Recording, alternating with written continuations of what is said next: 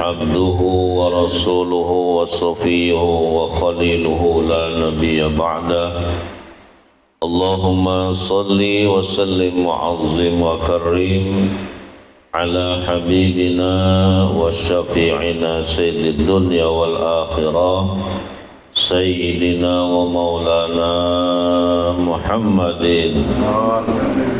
والصلاة والسلام على آله وأصحابه وأوليائه ومن سلك نهجه وأتباعه إلى يوم معاده. فقد قال الله تعالى في القرآن الكريم أعوذ بالله من الشيطان الرجيم من يهد الله فهو المهتد ومن يضلل فلن تجد له وليا مرشدا. وقال تعالى أيضا ولا تحسبن الذين قتلوا في سبيل الله أموات بل أحياء عند ربهم وأنتم لا تعلمون.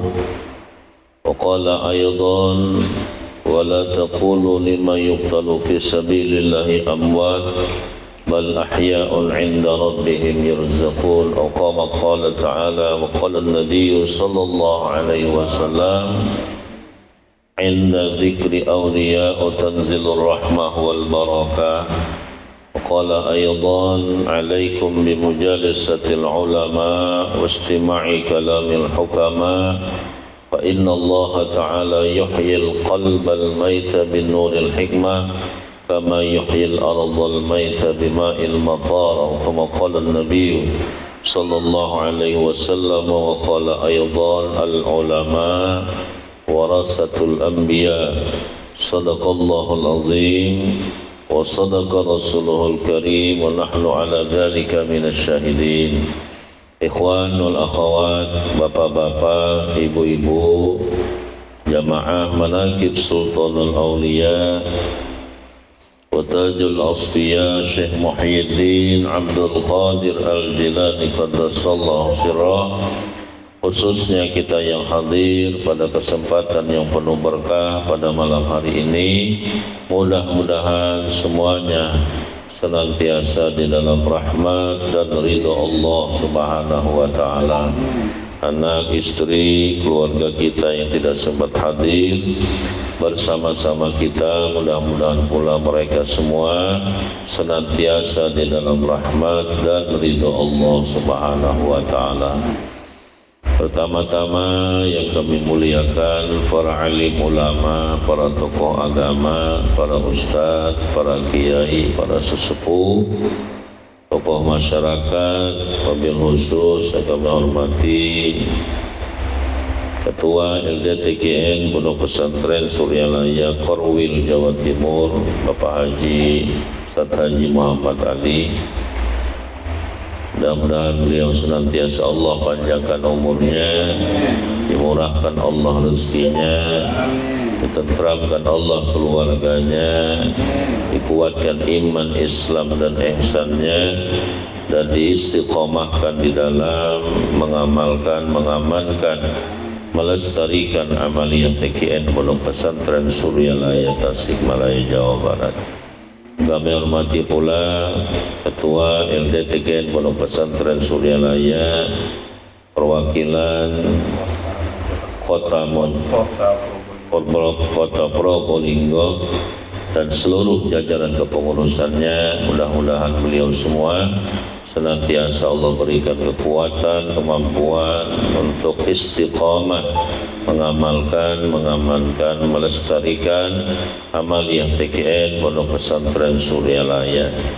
Dan juga yang kami hormati Gus Latif, alhamdulillah beliau sudah beberapa hari bersama kita dalam rangka safari maulid, safari manaqib yang kita rangkaikan dengan maulid Nabi besar Muhammad sallallahu alaihi wasallam.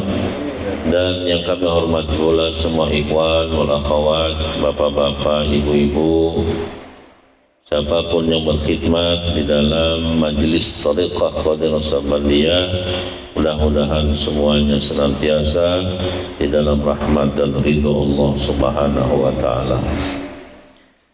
Alhamdulillah, mari kita panjatkan puji syukur kehadirat Allah Subhanahu wa taala pada kesempatan yang penuh berkah pada malam hari ini.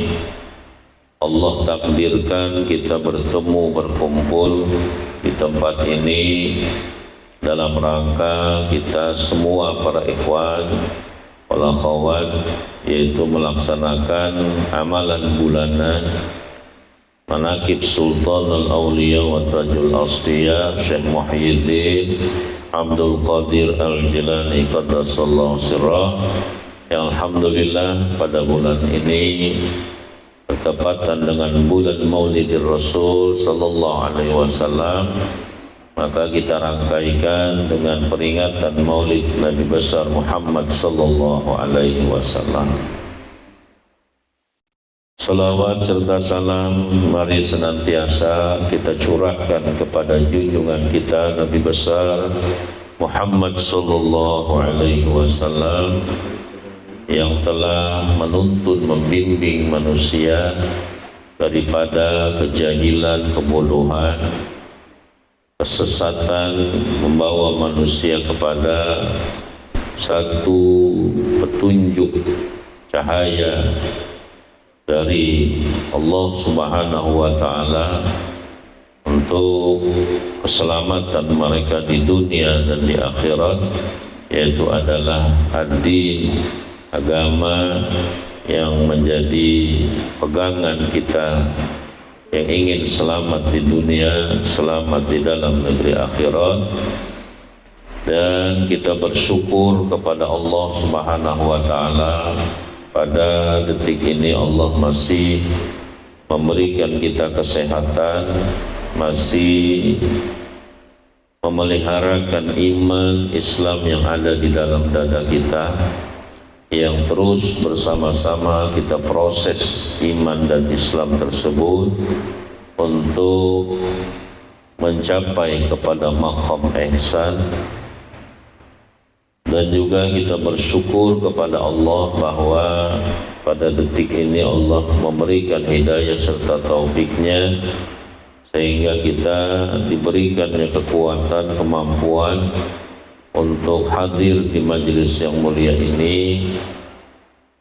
Tentunya semata-mata kita landasi dengan kecintaan kita kepada junjungan kita Nabi besar Muhammad sallallahu alaihi wasallam, dan kecintaan kita kepada kekasih Allah Subhanahu wa taala, dan juga kita landasi bahwa semata-mata ingin mengikut kepada Syekh Mursyid guru kita Syekh Ahmad Shahibul Wafa Tajul Arifin, yang memerintahkan kita semua para murid untuk melaksanakan manaqib Sultanul Auliya wa Tajul Asfiya Syekh Muhyiddin Abdul Qadir Al-Jilani Qaddasallahu sirrah.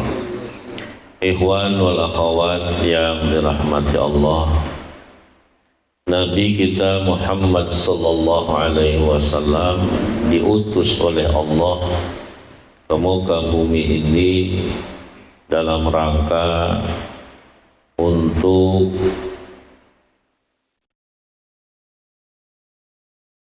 mendidik umat, menuntun umat agar umat manusia ini memiliki satu etika, satu adab atau akhlak di dalam kehidupan mereka. Karena etika atau akhlak ini yang menjadi alat ukur di dalam kemuliaan manusia. Maka ada satu bahasa yang mengatakan al-adabu fawqal ilmi. Adab itu atau etika atau akhlak itu kedudukannya lebih tinggi daripada ilmu. Orang berilmu tapi tidak punya adab, dia akan dihinakan oleh manusia. Dan semua likulli syai'in adab, kata Nabi. Semua sesuatu itu ada adabnya. Bagaimana adab kita dengan Allah, bagaimana adab kita dengan sesama kita manusia, bagaimana adab kita dengan makhluk yang bukan daripada kita manusia. Ini semuanya ada adabnya. Jadi tidak ada yang tidak ada adabnya. Karena Nabi menyatakan likulli syai'in, ada semuanya itu ada adabnya. Wabil khusus adab kita dengan Allah itu yang jauh lebih sulit untuk kita memproses diri kita agar kita benar-benar mendapat kecintaan Allah Subhanahu wa ta'ala. Karena Allah itu maha cemburu. Jadi Allah itu sangat cemburu dengan manusia ini. Lebih cemburu daripada orang yang paling pencemburu di bumi. Siapa yang paling pencemburuan? Nabi Allah Ibrahim alaihissalam. Itu sangat pencemburu beliau. Allah sangat cemburu dengan hambanya ini.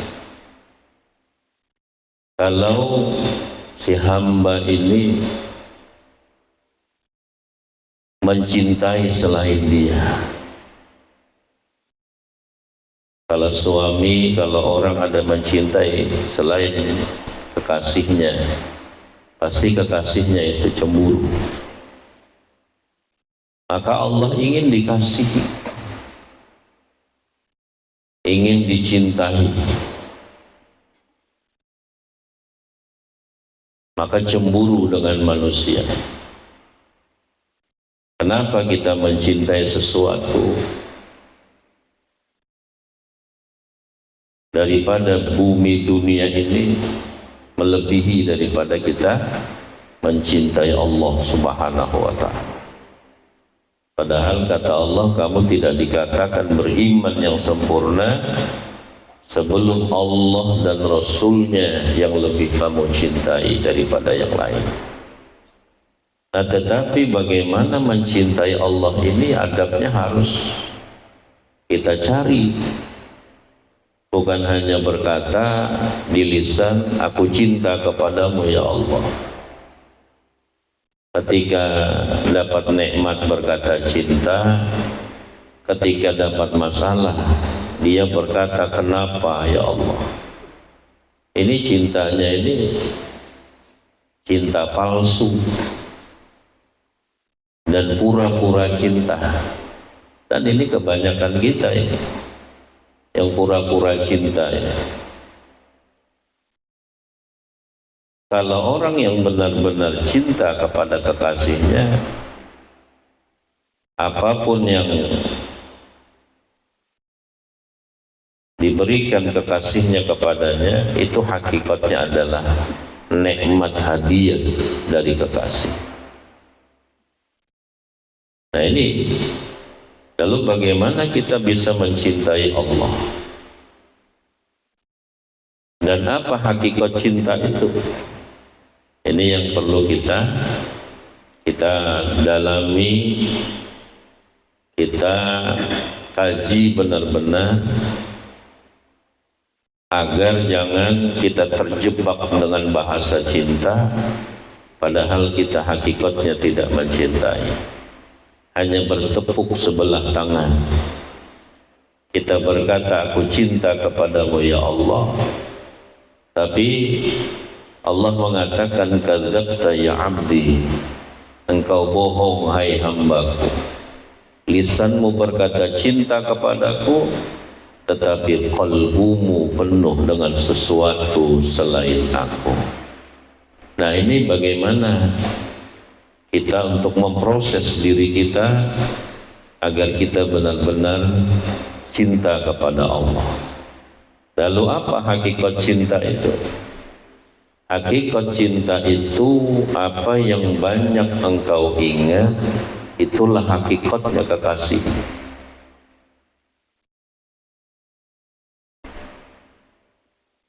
Anak, istri, dan sebagainya, semuanya masuk ke dalam qalbu kita. Inilah yang menghijab antara kita dengan Allah. Merah, kuning, kelabu, indahnya dunia ini. Ini menghijab kita daripada Allah. Nah, bagaimana mengeluarkan itu dari dalam qalbu kita? Kalau kita tidak dibimbing oleh kekasih Allah, siapapun tidak ada yang mampu untuk mengeluarkan dunia itu dari dalam qalbunya. Kalau tidak mampu mengeluarkan dunia dari dalam qalbunya, bagaimana bisa benar-benar kita cinta kepada Allah? Karena masih banyak sesuatu yang lain kita cintai.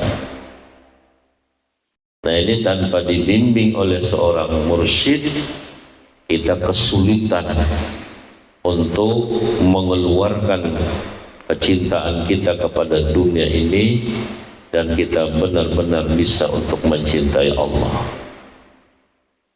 Nah, Bapak, Ibu, ikhwan wal akhwat yang dirahmati Allah, maka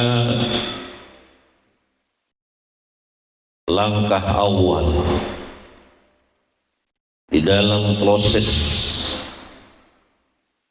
manusia untuk mencapai cinta kepada Allah dan dicintai oleh Allah, yang pertama dia mencari guru yang mampu membantu untuk ke sana.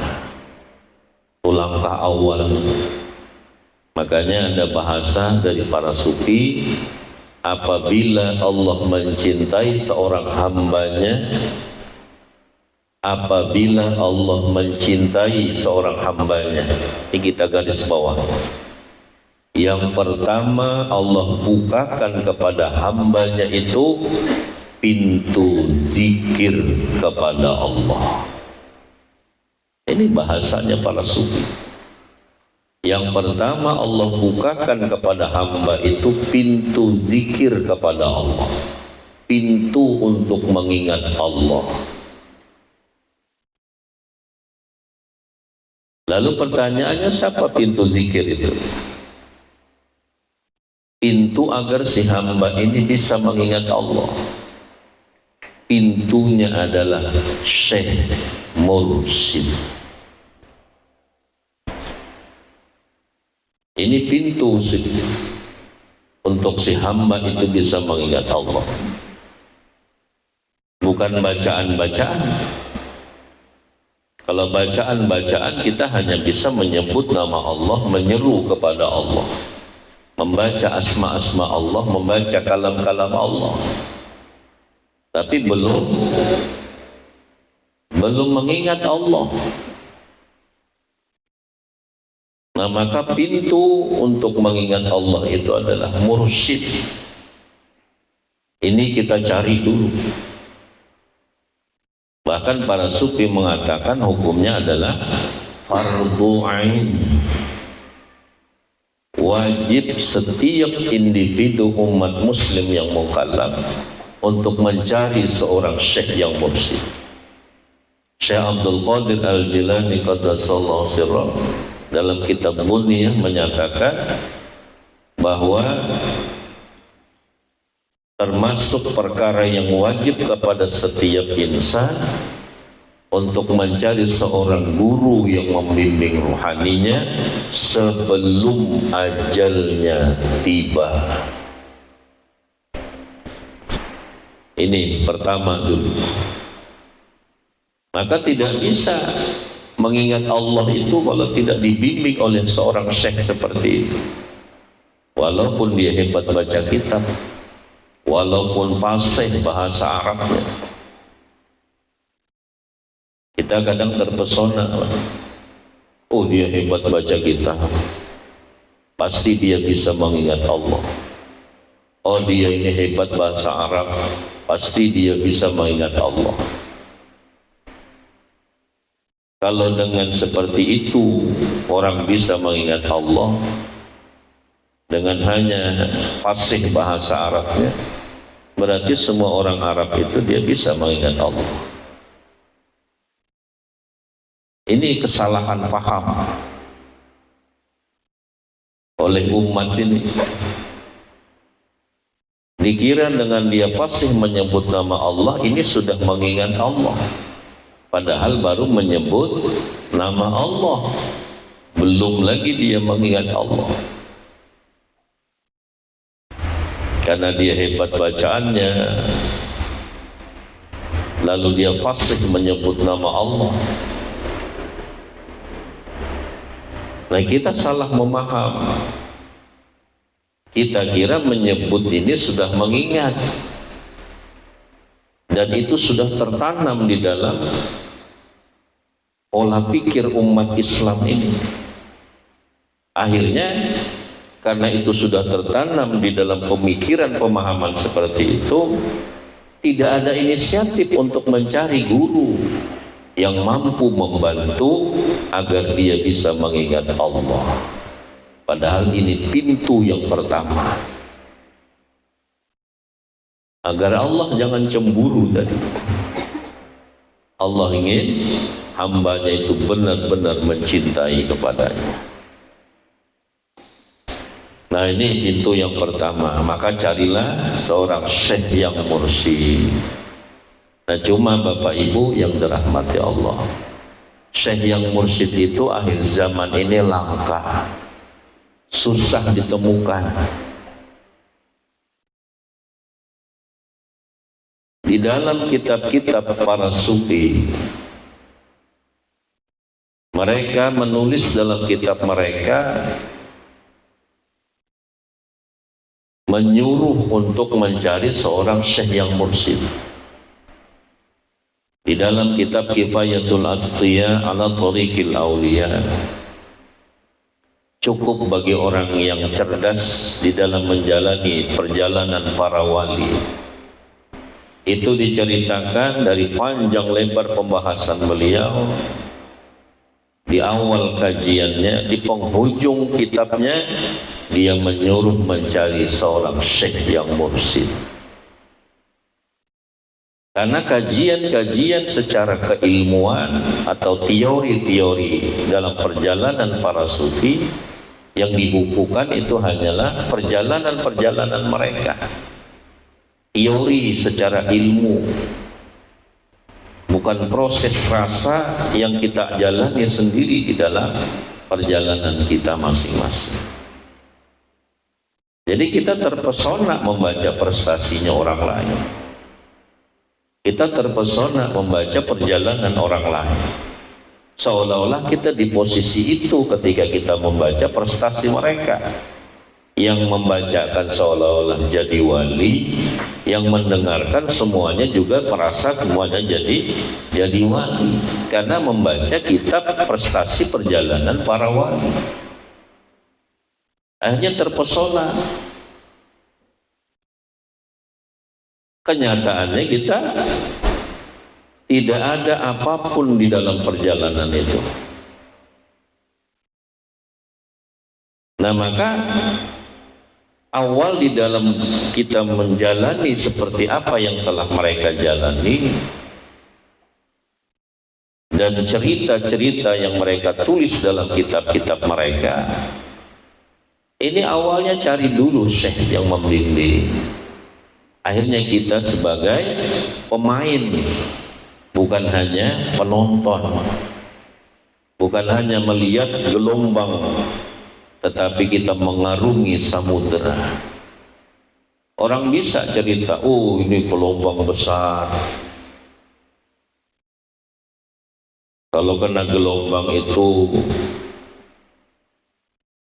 bisa membahayakan kita dan sebagainya. Hanya duduk di pinggir pantai bercerita tentang dahsyatnya gelombang.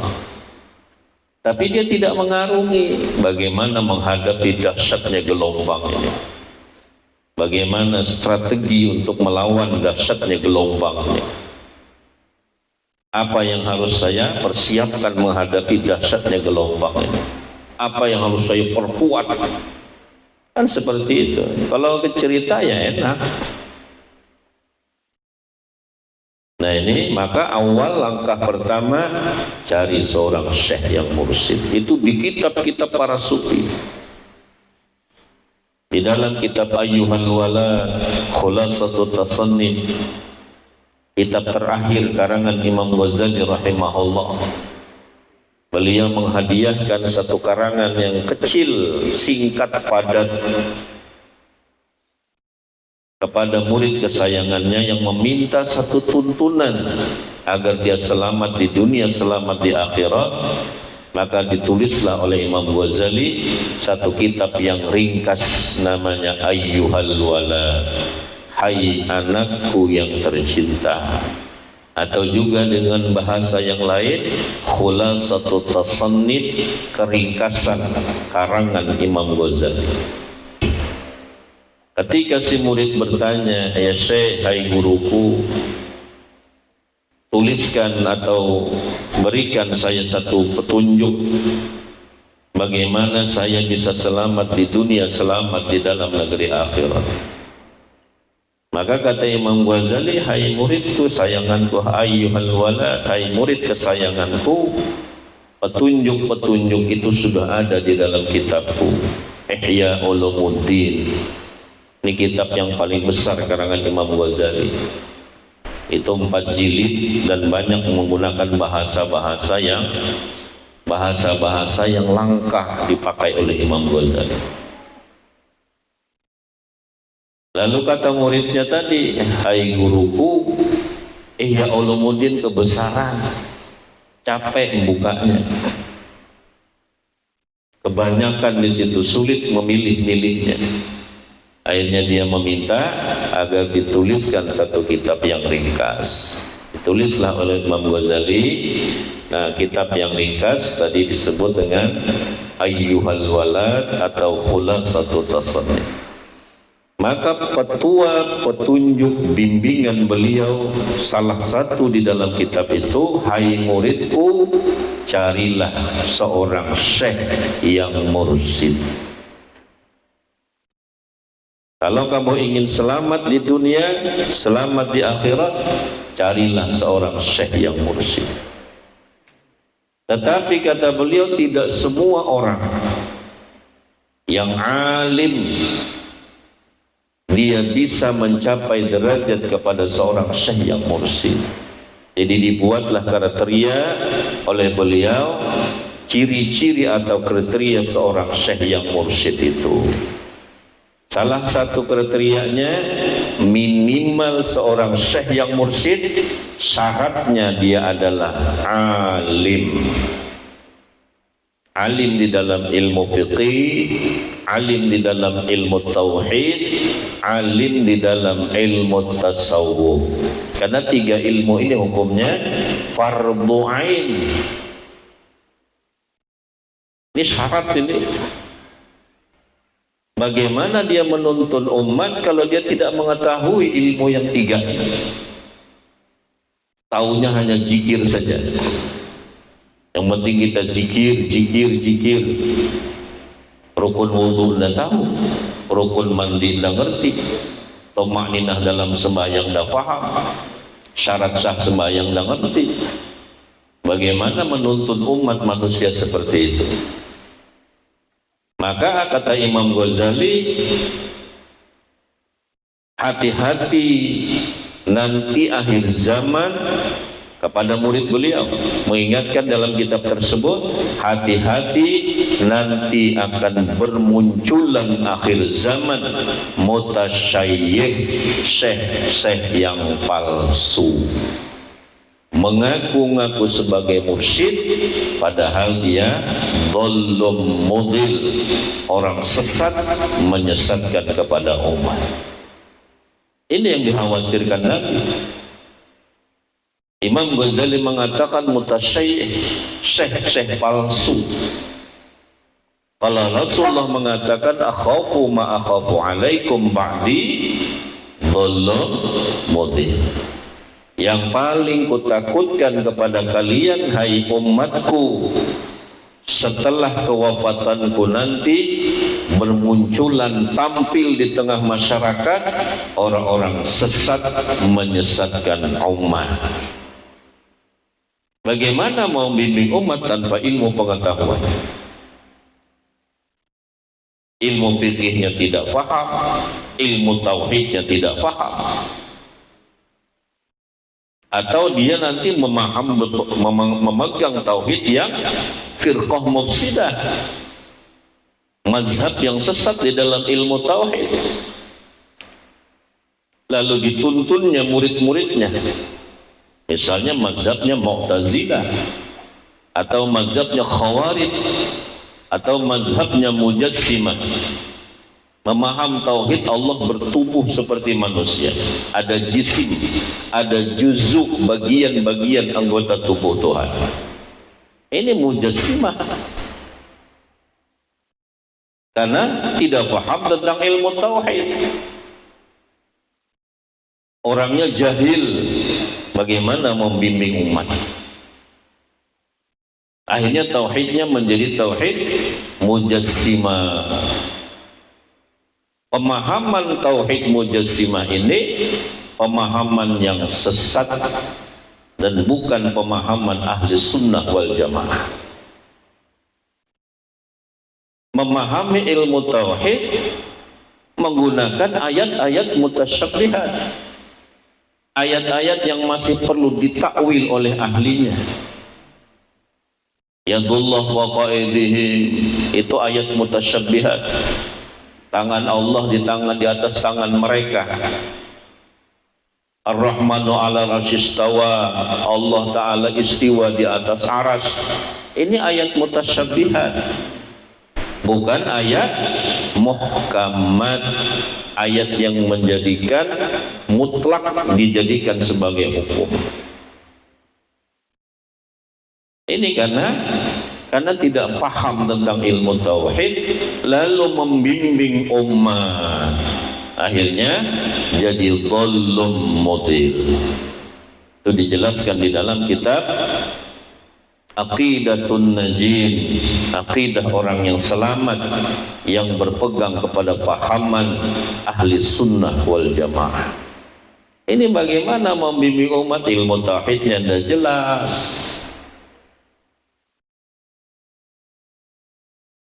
Itu baru membimbing umat secara ilmu saja. Bagaimana membimbing umat ruhani mereka,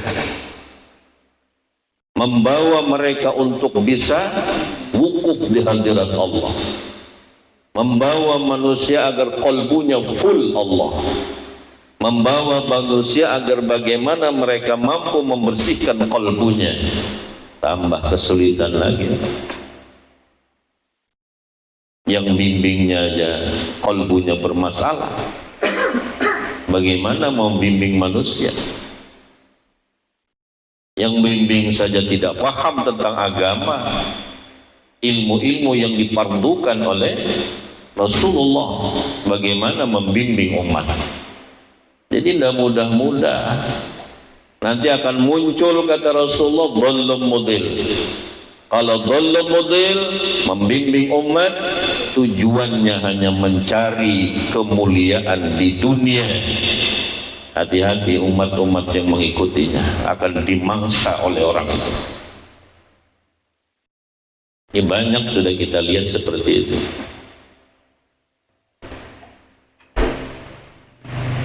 Hanya untuk ketenaran, hanya untuk kebanggaan, hanya untuk mencari materi dunia bertopengkan agama, hanya mencari materi dunia bertopengkan mengaku sebagai mursyid. Padahal Allah mengatakan, Nabi mengatakan, itu orang-orang sesat. Ini bahaya besar. Dan ini sudah diperingatkan oleh Nabi.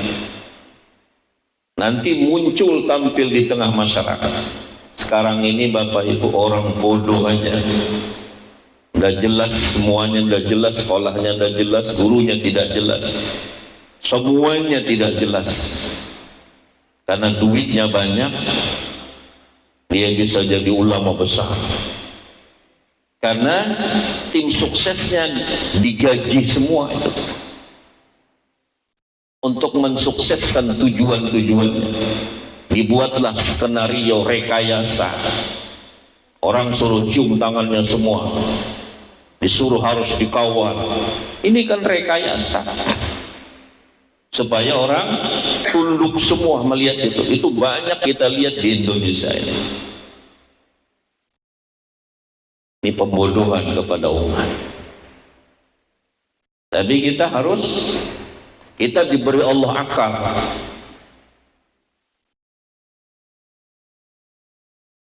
Akal inilah fungsinya al-faruq bainal haqqi wal batil.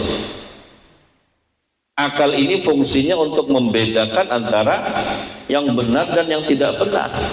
Ini benar enggak orangnya seperti ini? Tapi akal jangan hanya sekedar akal tanpa didukung oleh ilmu pengetahuan. Karena barometernya itu ilmu. Kalau dengan akal saja dia akan tetap tersesat. Tapi akal masih bisa berfungsi al-faruq bainal haqqi wal batil. Tapi membedakan antara hak dan batil itu syaratnya ilmu pengetahuan. Bagaimana bisa membedakan ini benar dan tidak tanpa ilmu? Maka tanya kepada orang yang berilmu. Oh, saya tidak punya ilmu. Bagaimana saya bedakan? Tanya kepada orang yang berilmu.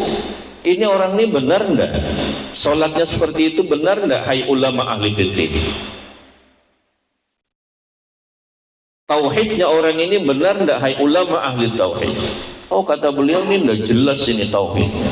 Orang ini pandai ngomong aja. Kan banyak sekarang ini. Hati-hati kita para ikhwan wal akhwat. Maka mutasyayyin ini dia memangsa umat, mengambil keuntungan dari umat, mencari nama besar dari umat, bertopengkan sorbannya. Ini banyak seperti ini. Ini sudah diingatkan oleh Rasulullah, diingatkan oleh Imam Ghazali. Maka syekh yang mursyid itu langka, sulit ditemukan pada akhir zaman. Maka kita bersyukur para ikhwan wal akhwat, kita telah bertemu dengan seorang mursyid yang kamil mukamil dan diakui kemursyidhannya oleh para wali-wali besar di dunia ini. Bukan hanya diakui oleh simpatisannya. Nggak bisa mursyid itu diakui oleh jamaahnya, apalagi tim sukses yang dibayar. Ini yang membuat iklan kemana-mana.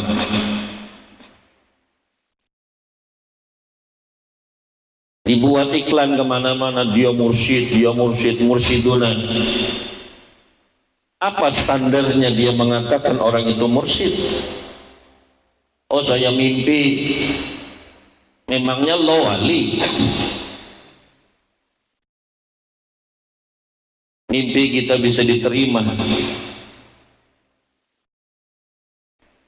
dan bermacam-macam lagi rekayasa yang dibuat untuk kepentingan duniawi mereka. Ini yang kita khawatir, kasihan. Maka para ikhwan wal akhwat, pondok pesantren Suryalaya sampai detik ini kemursyidhan tetap dipimpin oleh Abah Ano. Jadi kalau ada yang mengaku-ngaku sebagai mursyid dan sebagainya, itu palsu.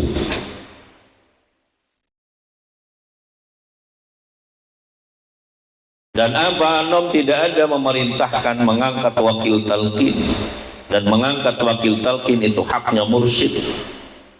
Mengangkat khalifahnya, orang yang dapat izin darinya untuk melimpahkan nur daripada mereka kepada orang yang menginginkannya. Kalau tidak ada izin untuk melimpahkan nur itu, berarti kita mengambil haknya orang lain. Mengambil hak orang lain dalam hukum fikih, hukumnya haram. Misalnya buah orang kita ambil tanpa izin, haram hukumnya. Kita tidak ada izin melimpahkan nur kepada orang lain, lalu kita melimpahkannya, haram hukumnya.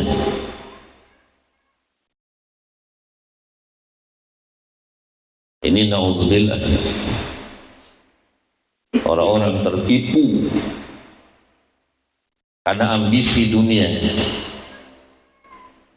karena waham kebesaran, ambisi ingin tenar, akhirnya terjebak dalam kesesatan. Banyak ini bangga disebut wakil talqin, mulai pasang kuda-kuda, rohaninya sudah berubah. Yang dulu tawadhu merasa hebat, sekarang tidak mau lagi tangannya dia dicium, marah dia, karena sudah merasa levelnya lebih tinggi daripada orang lain. Ini orang-orang bodoh seperti itu. Apa hebatnya? Tidak ada yang mulia secara hakikat di bumi, terkecuali yang bersifat maha mulia hanya Allah. Kalau kita ingin dimuliakan, dihormati, merasa lebih mulia daripada orang lain, itu namanya orang bodoh. Dia mengambil haknya Allah, mengambil kemuliaan yang itu milik Allah. Ini karena sedikit diberi dunia, dan itu pun juga hanya tipu-tipu. Akhirnya berantai penyesatan itu, naudzubillah. Jangan sampai Bapak Ibu kita terjebak, kita masuk di dalam kelompok-kelompok yang menyesatkan kepada umat. Karena kekurangan pemahaman kita tentang agama ini, karena kekurangan ilmu pengetahuan kita, jadi kita mudah dibodohi oleh orang-orang yang punya kepentingan. Nah, maka kita bersyukur sekali lagi para ikhwan wal akhwat, pegang erat-erat apa yang telah kita dapat daripada Syekh Mursyid, guru kita Syekh Ahmad Shadhiqul Wafa Tajul Arifin, dan kepemimpinan kemursyidhan masih dipegang beliau, wakil talqin beliau masih ada sampai saat ini, yang telah dapat izin beliau untuk mentalqin itu mengajarkan, membukakan nur dari mursyid untuk dilimpahkan kepada orang yang menginginkan. Dia dapat izin membuka itu. Para wakil talqin yang telah dapat izin dan ditandatangani oleh beliau, itu tidak sembarangan Bapak Ibu. Abah Anom itu mengangkat wakil-wakil beliau. Kalau bahasa tarikat yang lain, khalifah-khalifahnya itu tidak sembarangan.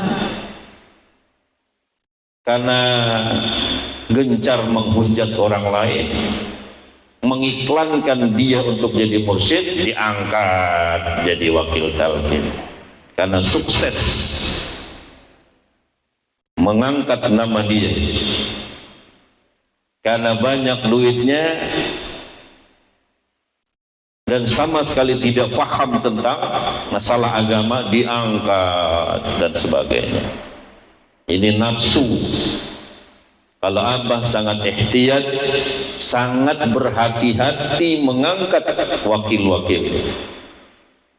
Dan ada yang memang diangkat ini karena ingin diselamatkan, dan bermacam-macam ijtihad daripada mursyid itu. Jadi tidak mudah-mudah Bapak Ibu. Abah mengangkat wakil-wakilnya itu tidak asal angkat.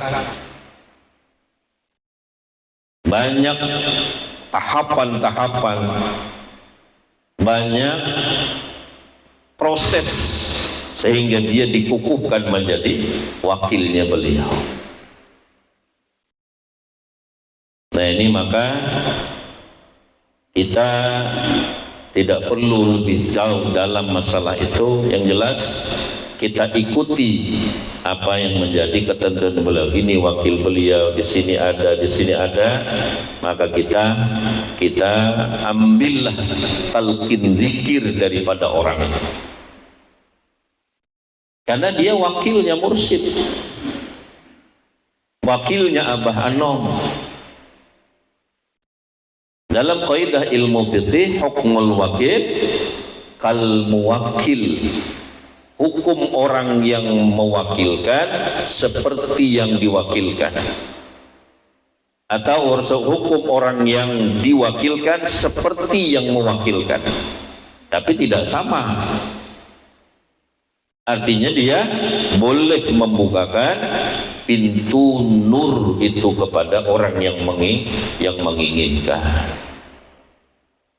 Nah ini maka jadi kita bersyukur yang telah dapat talqin zikir, walaupun saat ini Abah sudah intiqal ilallah, sudah berpindah dari alam nyata kepada alam yang tersembunyi, tapi beliau masih meninggalkan khalifah-khalifahnya, wakil-wakilnya yang masih dapat izin, yang telah mendapat izin dari beliau untuk mengajarkan, melimpahkan, menanamkan nur ke dalam diri orang yang menginginkan.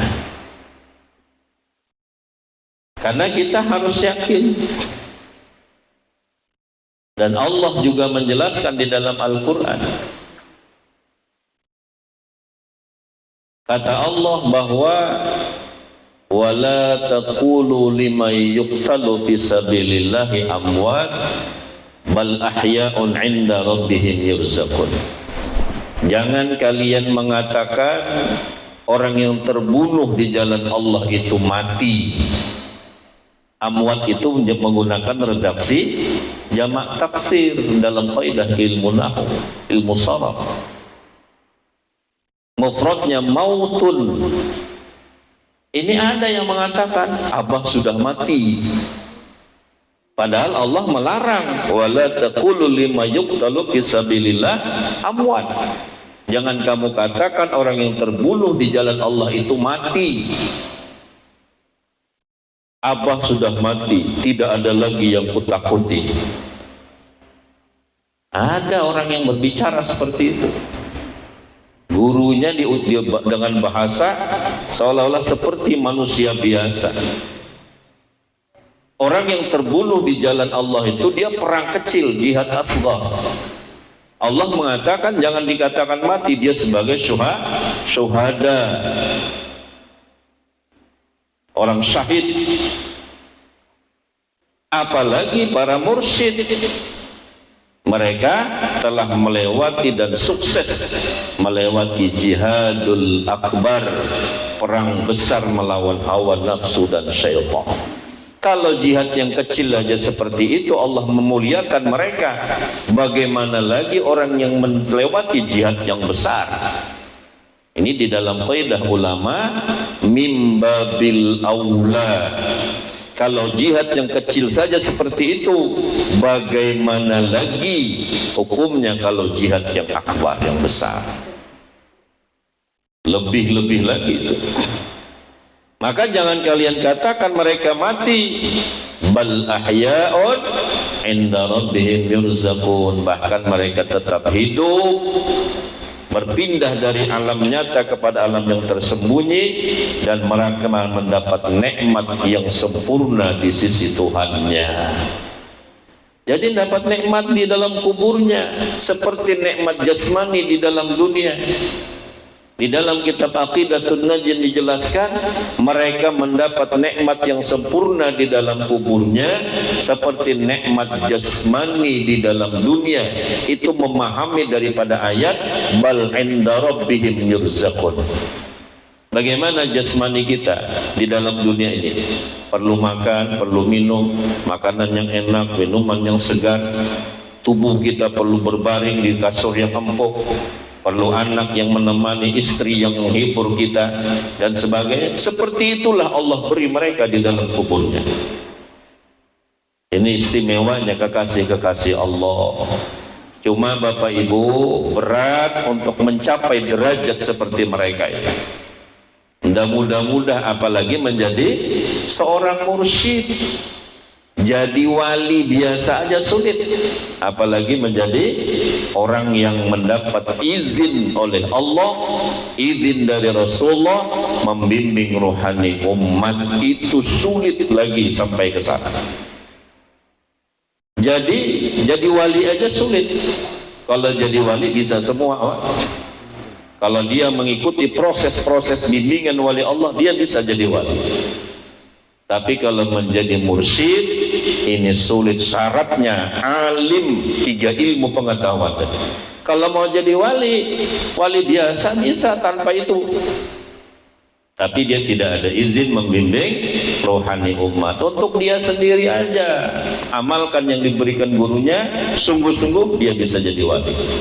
Tapi kalau untuk membimbing umat syaratnya harus alim, 3 ilmu pengetahuan tadi. Nah ini Bapak Ibu, ikhwan wal akhwat yang dirahmati Allah. Nah jadi kita pegang, kita amalkan sungguh-sungguh apa yang menjadi, yang telah kita dapat daripada guru mursyid. Abah Anom, jangan kita toleh kiri kanan, hati-hati banyak mursyid-mursyid palsu atau golum model orang-orang yang sesat menyesatkan umat. Dan juga kami ingatkan para ikhwan wal akhwat bahwa di dalam Pondok Pesantren Suryalaya ada namanya satu lembaga atau organisasi yang dinaungi oleh Pondok Pesantren Suryalaya, adalah lembaga dakwah LDTGN. Ini dalam rangka untuk mengamalkan tambih agar kita jangan menyalahi peraturan agama dan peraturan negara. Karena negara kita membuat aturan untuk merekrut orang banyak itu tidak dibolehkan dengan menggunakan bahasa yayasan, karena ini berada daripada peraturan Menhumkam yang baru. Itu ada peraturan seperti itu, maka dibuatlah oleh Pondok Pesantren Suryalaya satu lembaga untuk bisa menaungi merekrut orang banyak agar kita bisa mengamalkan amalan ini tanpa ada masalah di dalam apa kehidupan kita.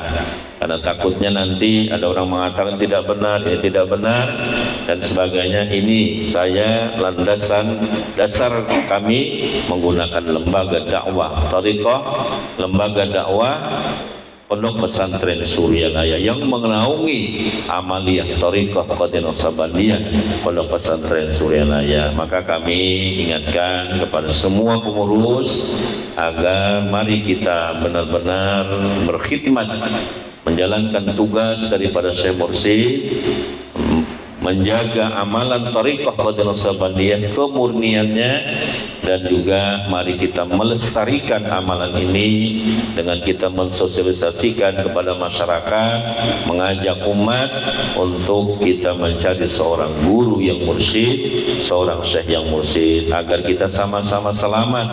Jangan kita saja ingin selamat, tetapi orang lain dia sengsara. Nah ini kita namanya tidak peduli. Khairun nas anfa'uhum linnas, orang yang terbaik di antara kalian kata Rasulullah hidupnya bermanfaat untuk orang lain. Ayo kita ajak, karena dengan ini saja kita akan nanti bekal untuk kita kembali hanya dengan kita mengingat Allah, lisan kita mengucap kalimat nafi isbat la ilaha illallah. tanpa dibimbing guru kita tidak akan rindu kepada la ilaha illallah. Itu saja mungkin yang dapat kami sampaikan. Para ikhwan wal akhwat, amalkan sungguh-sungguh, insyaallah kita akan mencapai bahagia di dunia, bahagia di dalam negeri akhirat. Di penghujung umur kita, mudah-mudahan kita termasuk di dalam golongan orang yang telah kembali kepada Allah, membawa qalbun salim, qalbu yang bersih. Melalui bimbingan mursyid kita memproses qalbu kita agar menjadi bersih. Wallahu muwaffiq ila aqwamit thariq, wallahu a'lam bissawab. Assalamualaikum warahmatullahi wabarakatuh. Waalaikumsalam warahmatullahi wabarakatuh. Alhamdulillah.